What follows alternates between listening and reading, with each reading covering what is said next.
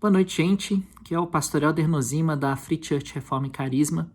E hoje eu gostaria de conversar um pouquinho com vocês sobre esse caso, envolvendo a deputada Flor de Lis, que é um caso que tem sacudido aí as igrejas evangélicas do Brasil, o testemunho evangélico no Brasil.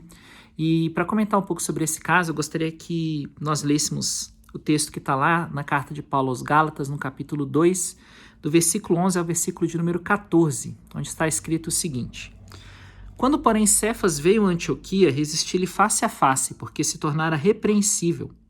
Com efeito, antes de chegarem alguns da parte de Tiago, comia com os gentios. Quando, porém, chegaram, afastou-se, e por fim veio apartar-se, temendo os da circuncisão. E também os demais judeus dissimularam com ele, a ponto de o próprio Barnabé ter se deixado levar pela dissimulação deles.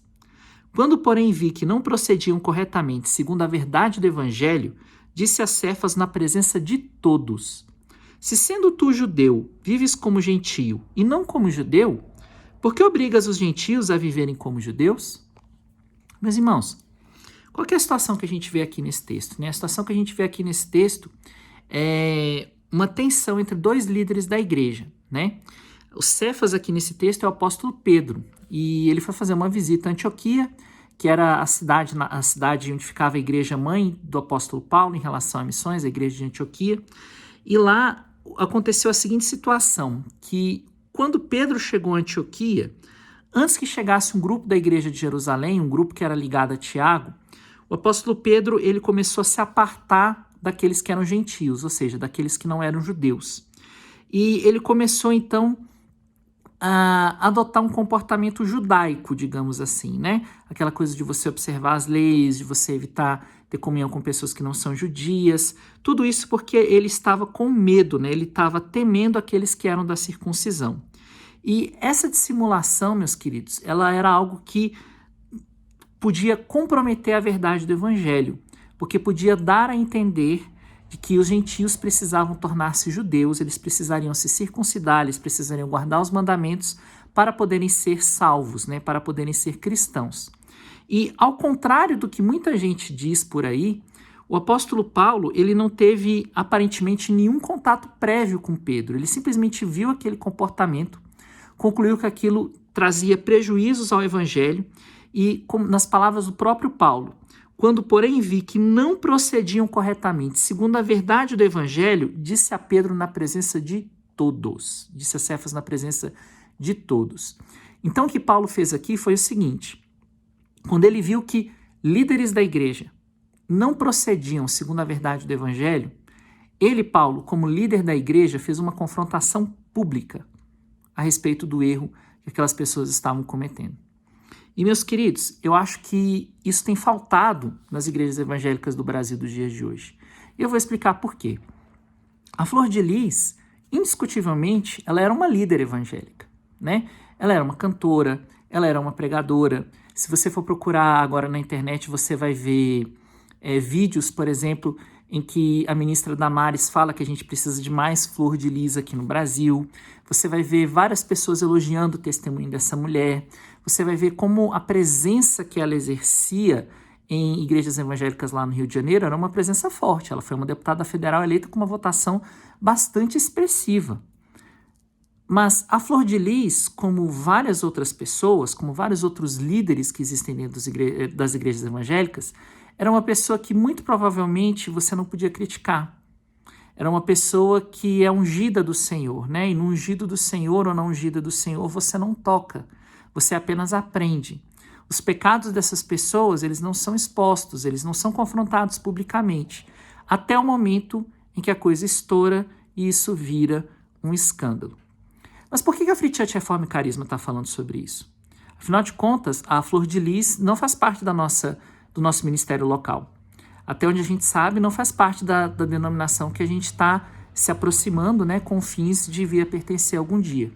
Mas a grande questão, meus queridos, é que a Flor de Lis é evangélica e que a igreja do Senhor Jesus Cristo é uma única igreja, é um único corpo. E o que o caso Flor de Lis nos mostra, e a gente precisa reconhecer isso, a gente precisa admitir isso, é que existe uma grave crise espiritual dentro das igrejas evangélicas brasileiras. E não adianta a gente dizer, mas a minha igreja local não tem nada a ver com isso é coisa de crente pentecostal, né? Ou de neopentecostalismo. Não adianta a gente usar esse tipo de desculpa, porque o que a Bíblia nos ensina a respeito da igreja, meus queridos, é que a igreja é uma só. A igreja, ela é um único corpo. A igreja de Cristo Jesus, ela não está subdividida em vários corpos que não sofrem quando alguém cai. Vejam só o que a própria Bíblia nos fala a esse respeito, meus queridos. Olha o que diz aqui, 1 Coríntios, capítulo 12, a partir do versículo 12, diz assim: porque assim como o corpo é um e tem muitos membros, e todos os membros, sendo muitos, constituem um só corpo, assim também com respeito a Cristo. Pois em um só Espírito todos nós somos batizados em um corpo, quer judeus, quer gregos, quer escravos, quer livres. E a todos nós foi dado beber de um só Espírito. Porque também o corpo não é um só membro, mas muitos. E aí o apóstolo Paulo, ele continua desenvolvendo esse raciocínio de ser um só corpo, até que ele chega no versículo 26, e ele fala o seguinte: de maneira que se um membro sofre, todos sofrem com ele. Se um deles é honrado, com ele todos se regozijam. E meus irmãos, quando nós ligamos o noticiário e nós vemos que uma pessoa que foi eleita para ser deputada, como representante dos evangélicos do Brasil, e a história que parece estar ligada a essa pessoa é uma história com tantos elementos escandalosos, a conclusão que a gente precisa chegar, meus queridos, é que isso é algo que devia fazer com que todos nós sofrêssemos.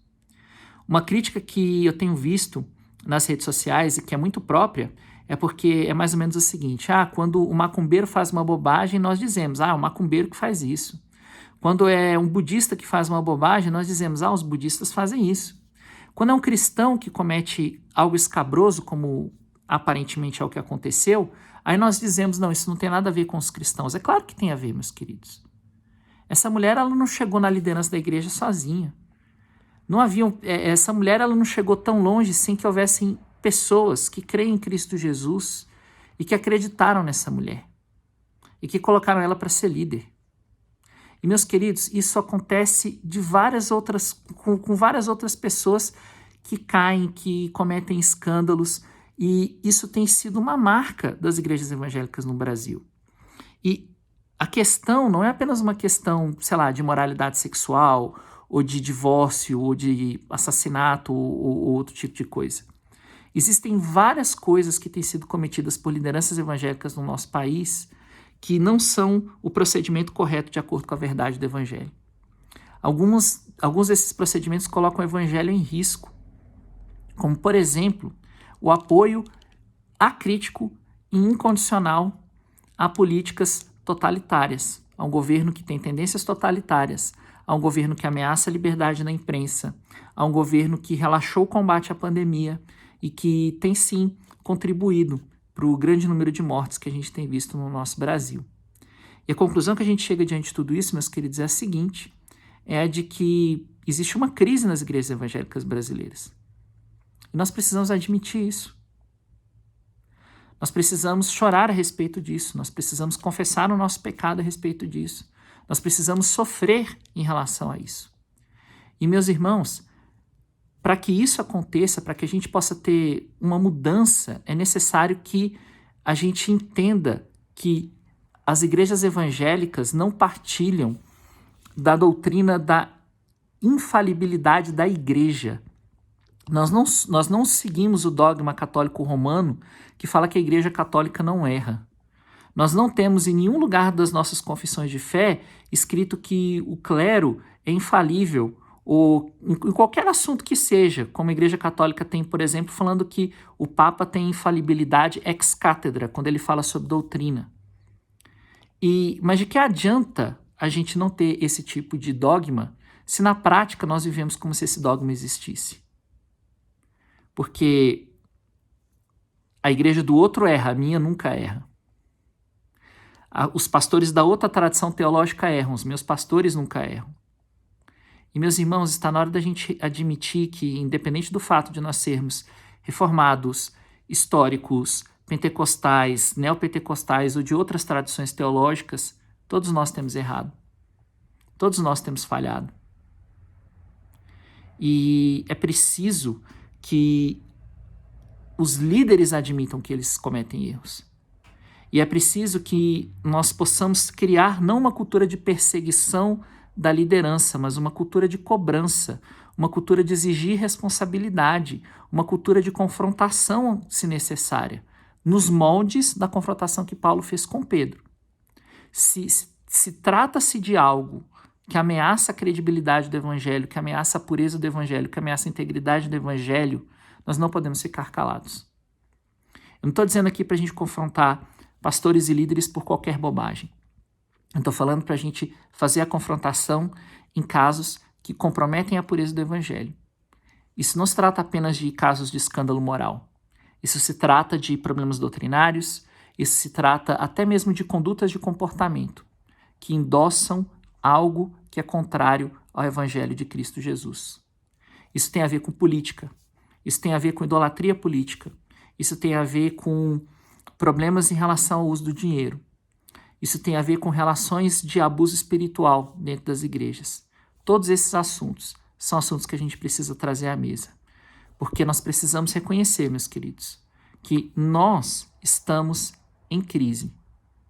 Não é porque isso não acontece na minha igreja local, e na verdade eu nem sei porque eu não tenho controle da vida de todos os membros, mas não é porque isso não acontece debaixo dos meus olhos que isso não me diz respeito, que isso não pode me afetar. E nós precisamos mudar isso na nossa vida. Então, meus queridos, fica aqui esse pedido meu, né, para que a gente possa orar e interceder para que Deus traga uma solução para esse problema espiritual que nós estamos vivendo, para que nós possamos nos envergonhar, né, de ter deixado que certas pessoas ganhassem um espaço tão grande dentro da igreja, a ponto de nós sofrermos essa crise de testemunho que nós estamos passando agora. E que nós possamos reavaliar, meu Deus, meus irmãos, essa conduta que nós temos tido em relação a vários outros assuntos, onde nós temos nos esquecido do Evangelho de Cristo Jesus e colocado a nossa esperança naquilo que não é o Evangelho, naquilo que não é a Bíblia, naquilo que não é Jesus. Obrigado aí pelo tempinho que você me deu aí ouvindo essa mensagem, que Deus possa abençoar o seu coração. E eu sou pastor da Free Church Reforma e Carisma, @Reforma Carisma nas redes sociais. Se você quiser, siga a gente lá para você poder estar participando da vida da nossa igreja e também para que a gente possa estar orando juntos pela situação das igrejas evangélicas no Brasil. Abraço para você, até a próxima.